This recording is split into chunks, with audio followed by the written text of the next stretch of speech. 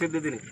ಆದ್ರೆ ಸನ್ಮಾನ್ಯ ಯಶವಂತರಾಯಗೌಡರಿಗೆ MLA ಸಾಹೇಬರಿಗೆ ಈ ಸಭೆಯಲ್ಲಿ ಹೇಳ್ತೀನಿ, ಈ ಜಯಂತಿಯಲ್ಲಿ ಹೇಳ್ತೀನಿ, ನಿಮ್ಗೆ ಅರಿವರೇ ಆದಿಲ್ಲ ಮುಸಲ್ಮಾನ್ ಸಮಾಜದವ್ರು ನಿಮ್ಮ ಮತಕ್ಷೇತ್ರದಾಗ ಅದಾರ ಅಂತ ಅನ್ನೋದು.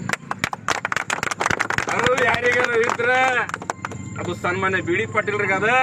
ಅವ್ರೆಲ್ಲ ಏನೇನು ಅವ್ರ ಅಪ್ಪವ್ರಿಗೆ ಆರಾಮ ಇದ್ರು ಅಲ್ಲೇ ದವಾಖಾನಾಗ ಬಿಟ್ಟು ಟಿಪ್ಪು ಸುಲ್ತಾನ್ ಜಯಂತಿ ಆದ್ರಿ ಅಲ್ಲಿ ಜಯಂತಿ ಆಚರಿಸ್ಬೇಕು ನಾವು ಹೋಗ್ಬೇಕಂತ ಅವ್ರ ಅಪ್ಪವ್ರಿಗೆ ಹೇಳಿ ಬಂದು ಟಿಪ್ಪು ಸುಲ್ತಾನ್ ಜಯಂತಿ ಮಾಡಿದ್ರು. ಇಂಡಿಯಾಗ ಬಂದವರು 4 ಮಂದಿ ಇರ್ಲಾಕ 10 ಮಂದಿ ಇರ್ಲಾಕ ಊರಲ್ಲಿ ಇರ್ಲಾಕ ಅವ್ರ ಮಾನವೀಯತನ ಅದು.